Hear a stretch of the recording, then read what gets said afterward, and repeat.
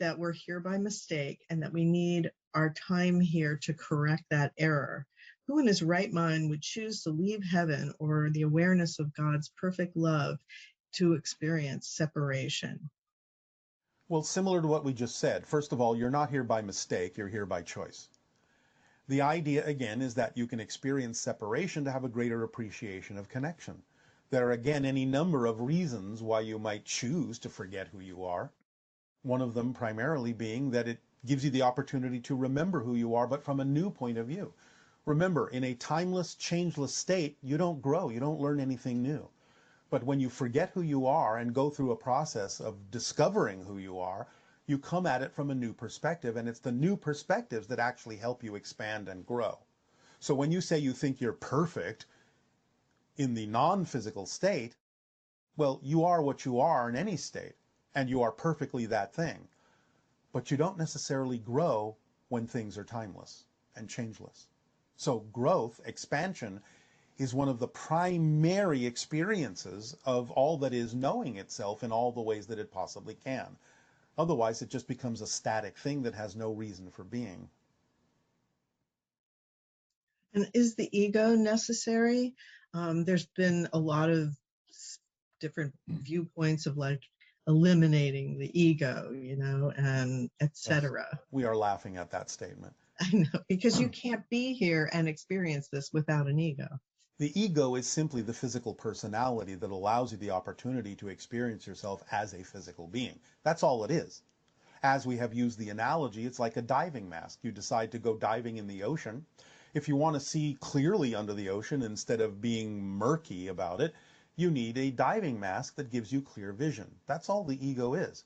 Now, you can let go and not experience the negative ego, but you can't let go of the ego as long as you are physical.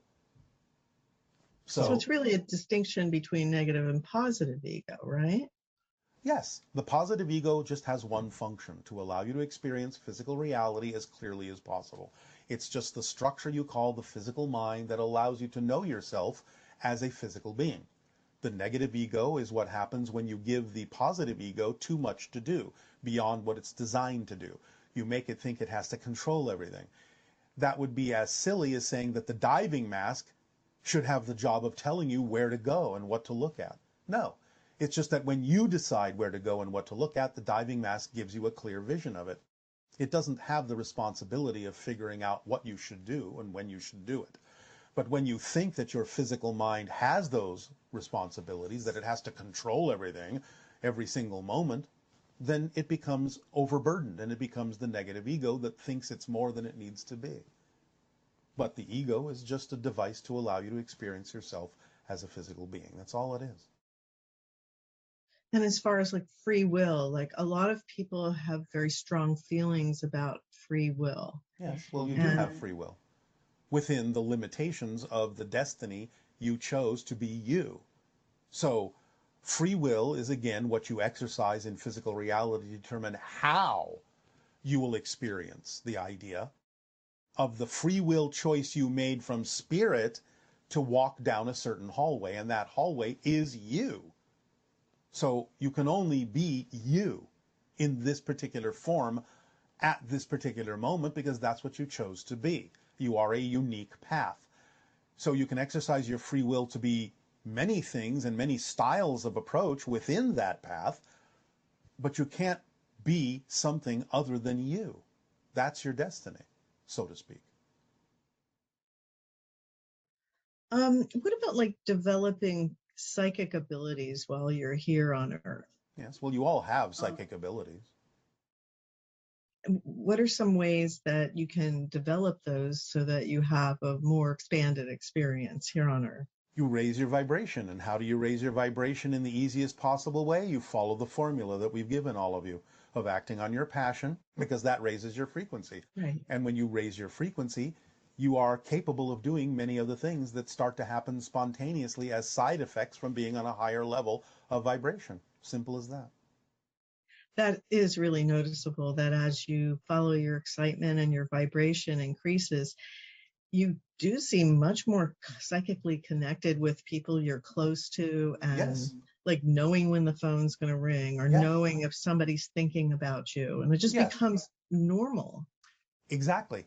The idea of raising your frequency, I'll put it to you mechanically, kind of pushes your electron aura, your electromagnetic aura, out a little farther, and it has a much more sensitive edge so that it's more capable of connecting to more rarefied things that are not necessarily yet completely crystallized in physical reality, but you can sense them coming because you've made your antenna more sensitive to receiving things that haven't physicalized fully yet. That's all psychic functioning is. So you have to let your aura expand by raising your frequency and allowing it to become a more sensitive electromagnetic organ that can sense things that haven't yet manifested physically. It's interesting because that sounds a lot like how animals experience their reality, because They do. especially animals that are prey animals, Yes. um, because it's like they hear and see things that we aren't familiar or thinking Yes. about. But they also have a heightened electromagnetic field that allows them to sense things that are coming. So they literally can feel a lot of times whether or not a predator is coming Yes. into their field. Yes. And so can all of you. Many of you have constantly described the idea of knowing when it feels like somebody's watching you and you turn around and see that somebody, in fact, is staring at you. You can sense these things just like they can. It's just that more often than not, you don't pay attention to those things or think they're just products of your imagination. You see, the animals don't necessarily have the opportunity to think of those things as their imagination. They just simply sense what is. Right. Like, is there a way to completely stop other people from doing anything violent to you personally? Yes, by raising your frequency beyond the level in which you might need to experience those things to learn the lessons.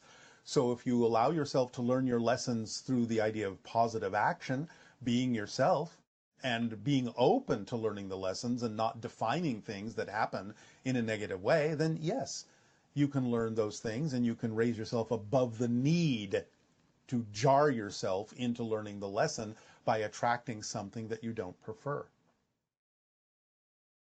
That's comforting. Yes, but again, remember, you can't focus on it in a way that says, oh, well, if I can't do that, something's wrong. You have to accept the way in which you're doing things in order to move on to doing them differently. That's the paradox. Yeah, because there seems like there's a lot of things involved in raising your frequency that we might not exactly understand at this point, but we can understand that when you're following your excitement and you're in that higher state, you're communicating with your higher mind, Yes. and your guidance system will work better and better the more precisely you can do that. Yes, but again, remember, it's not that you're not communicating with your higher mind before that.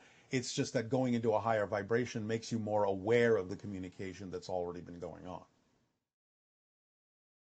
So, and clearly from that state, you would never see yourself as being victimized by your higher self or higher Of course levels of not. your own Of course not. Yeah, The higher vibrations don't victimize things. right. Only the lower vibrations feel the need to do that.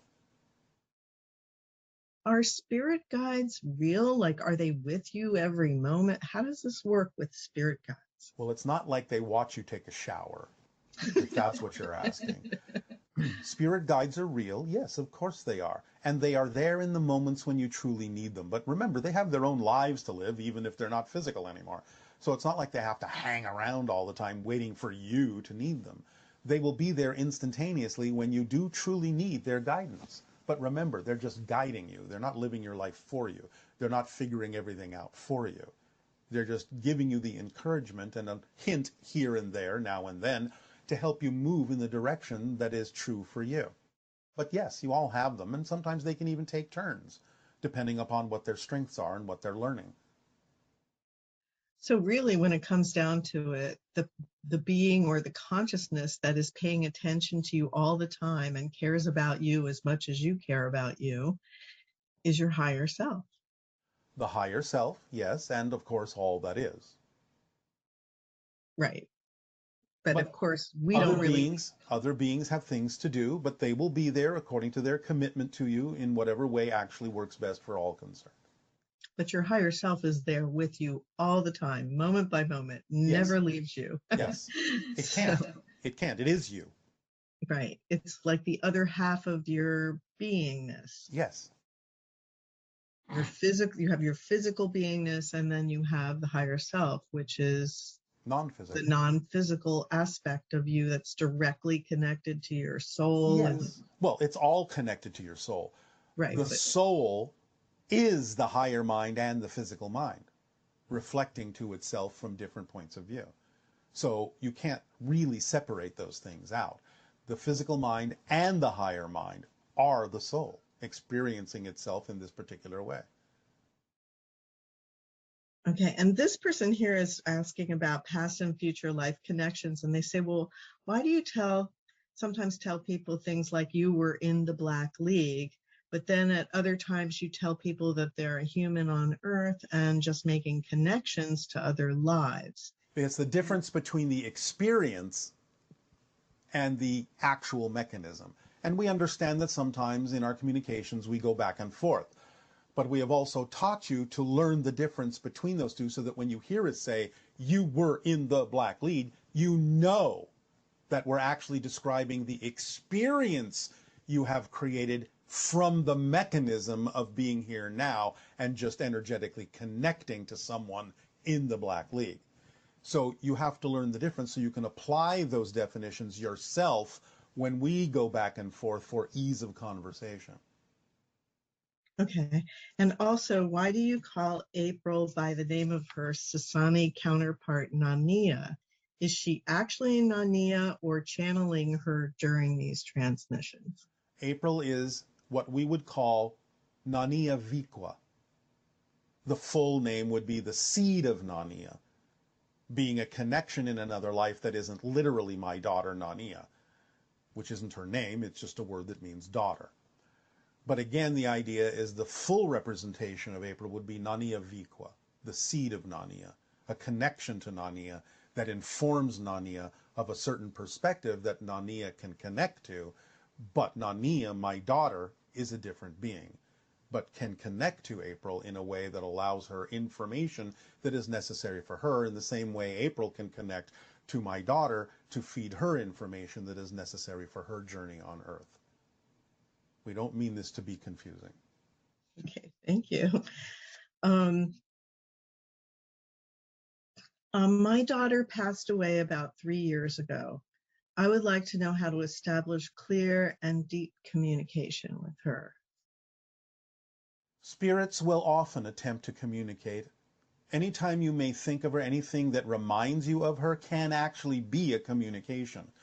So you have to pay attention to the synchronicity of how her thoughts come up in your mind, thoughts of her, and allow yourself more openness so that when you think of her, you're not grieving.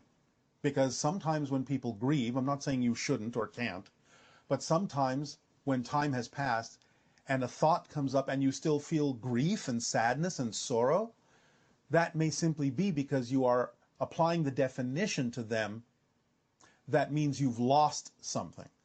Whereas the grief you're feeling may actually be a symbol of the fact that they're attempting to connect to you and get a message to you, but you're experiencing their energy as a loss and therefore experience it as grief instead of being open to the fact that they actually being communicating something to you. So you have to relax the idea that you feel you've lost them, that they're still here, and that you can open up to a connection and receive information from them. When you feel the idea of grief, know that that may be a communication from them, and don't continue to define that as a loss.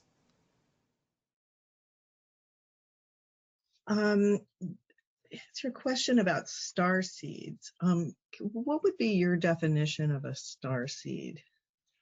A starseed is simply someone who has recognized they have connections to other places and other times, and that the intention behind being aware of those connections allows them to know that they have chosen to be on Earth at this time as the being that they are to aid and assist with the evolution of the Earth in the most positive way possible. That's a star seed from our perspective. It's not that they come from somewhere else as the being they are on Earth. But they do have connections on higher levels to many other places. It's just that they're using the awareness of those connections to be of assistance in accelerating and aiding and assisting in the evolution of the human being on Earth at this time. That's a starseed. Are they genetically different from They can average be. people? They can be. How would they be? Would they be enhanced genetically? Is that the idea? There are many different ways in which the genetics can reflect their ability to bring energy through from higher levels to be of assistance to the evolution of humanity on Earth. Okay, so they're not like ordinary people. Is that sort of the idea, or Define ordinary. yeah, that's why it's kind of hard to understand the As I concept. said, the key is having the awareness of their intention to aid and assist in the evolution of the Earth. The awareness alone makes a difference in what you're calling the difference between someone who allows their genetics to bring through the energy in a particular frequency that is of assistance, and what you're terming an ordinary person who may be unaware of that connection. I see. And what happens when someone commits suicide? Well, again, it depends upon what they believed would happen to them on the other side, as you say. But in general, it's about the same as anyone who dies. They may wallow in certain kinds of regrets at first. They may be more of an earthbound spirit at first because they don't even necessarily know what they can experience in spirit. But ultimately, guides on that side will help them realize that they have crossed over. They will go through their life review, learning what choices they made and what might they have made instead, and learn from those ideas. And then they will apply that information and knowledge to whatever it is that they would like to do next that fulfills their soul commitment. So There's no do a lot punishment. of times they There's have no to come punishment. back? That's their choice. They could do it a different way. But again, in realizing the idea of the commitment that they made for a certain intentional lesson, they can decide how to experience that. Many of them do decide to create the experience of reincarnation, to go through it in the quickest way possible, because that is an accelerative way to do that. Many people may decide to remain in spirit and experience it in a different way. It just depends. But they're given the choice. So when they go through life review, though, they probably also see the consequence of their choice on the other people in their lives. Well, And they don't just see it. They don't just see it. They experience it as if they are those other people, because now they are more firmly connected to those other people, and they feel everything that everyone went through as a consequence of the choice of killing themselves. but most people will feel regret for having done it if they've done it to escape the. Yes, they will feel it not exactly as the same kind of regret that you experience in physical reality, but they will have a very strong sensation of the idea that it wasn't necessarily the best choice they could have made. It's the closest thing, perhaps, that you can experience as regret, but it's not exactly the same feeling. It's just an overwhelming understanding that it was a choice made that wasn't necessarily true to your path, to who you really are. And that can be as powerful and maybe even more powerful than the idea you call regret. But it's not exactly the same thing. Because regret in your context implies a judgment of negativity against yourself. This is not a judgment of negativity. It is simply a full realization that you made a choice that was out of alignment with what your original intention was. And are we able to see and communicate with parallel versions of ourselves? And are there parallel versions of ourselves watching us? Yes and yes. You're already connecting to parallel versions of yourselves, even to create the experience you call time. You think that you live in one straight linear reality, but you don't. What you call one timeline is actually composed of many different timelines. So you're in constant communication with alternate realities and choosing from among them to create what you experience as one linear timeline or reality. And sometimes versions of yourself or other beings in parallel realities do have the have evolved to the point where they can be aware more consciously of other parallel versions of themselves or other beings in other parallel realities. So yes, some may be watching, but some may not. So, just in closing, it seems like the most important thing we can do is to embrace our experience here in physical reality and to use it as a learning tool to be able to make good choices that will be supportive of us and of others, Yes. and to not try and run away from the negativity, but rather to transform it into a positive expression. Yes, that doesn't mean that you start calling things you recognize as negative as if they're positive unto themselves. You can still have the discernment to tell the difference between something that was created out of negativity and something that is created from positive energy. I'm simply saying that you can transform your experience of that for yourself into something positive by defining that there must have been a reason to experience that negative thing in your life that could serve you if you stay in a positive state. Is there anything else you'd like to add to final thoughts about being here on Earth and how to really have a wonderful heaven on Earth experience? My thoughts will never be final. We will always have something to say to be of assistance in helping to guide you into the understanding that you have all the power. You chose to be where you are. That's why you are in physical reality. You knew it would serve you in some way, shape, or form. So we would always encourage you to look for the definitions for anything that happens, to be the definitions that would be the ones that would allow you to experience the service in a positive way, instead of simply falling victim to the idea that just because this is happening, something is bad, that something is wrong, that it doesn't belong in your life. If it's there for a reason. Own it, take responsibility for it, and you will be able to transform it in wondrous and magical ways that will allow you to experience a life of beautiful joy. So we will now encourage you to explore with us the upcoming exercise and meditation. Thank you, Bashar. We love you very much. Our unconditional love to you all, and allow yourselves now to move forward